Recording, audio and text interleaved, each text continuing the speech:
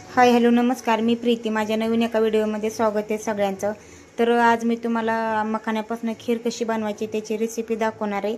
शिरा आणि रेसिपी दोन्ही, आणि त्यासोबत मी काय ब्लाऊज शिवले होते 2 ते 3 दिवसात तेही दाखवणार आहे. तर माझी मशीन थोडीशी बंद पडली होती, त्यामुळे जरा ब्लाऊज वगैरे शिवायचं पेंडिंग राहिलं होतं. पण नंतर नीट केल्याच्या नंतर खरंच खूप छान मशीन चालली आणि ब्लाऊजसुद्धा 3 दिवसामध्ये कंप्लीट केले मी. हे जे अंगावरचं साडीचं जे ब्लाऊज आहे ना ते सुद्धा मी आज कंप्लीट केले, आणि ह्याच्या अगोदरचे 3 ब्लाऊजसुद्धा शिवून घेतलेत मी, कंप्लीट झाले. तर तुम्हाला ते ब्लाऊज वगैरे सगळं दाखवेल, आणि त्यासोबत मखाण्यापासून खीर कशी बनवली तेही. आणि अजून व्हिडिओमध्ये खूप काही आहे. आदिवासाठी माझ्यासाठी जे काही खरेदी केली होती ते सुद्धा आहे.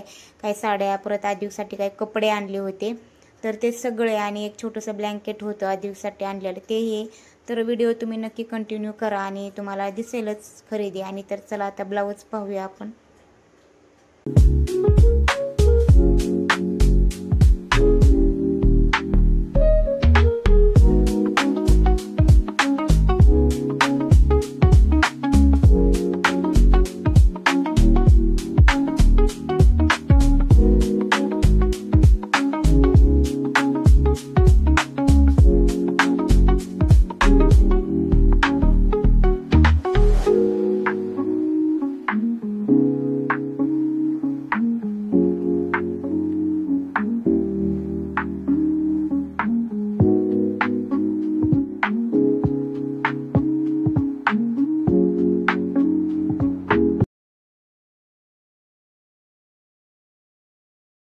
ब्लाऊज वगैरे शिवले होते आणि गावाला जायच्यामुळे थोडीशी खरेदी केली होती.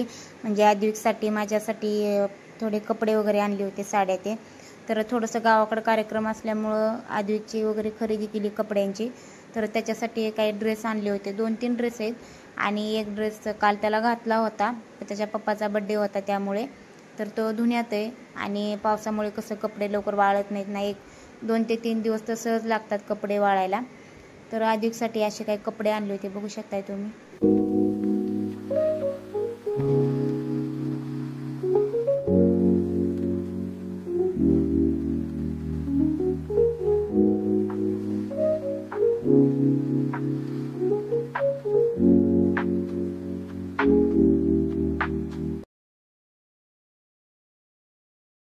त्यानंतर थोडंसं गावाकडे राहायचं होतं 1-2-4 दिवस. त्यासाठी एक आदिवासाठी एक ब्लँकेट आणलं होतं. तर आदिवाचीच खरेदी केली ती सगळी.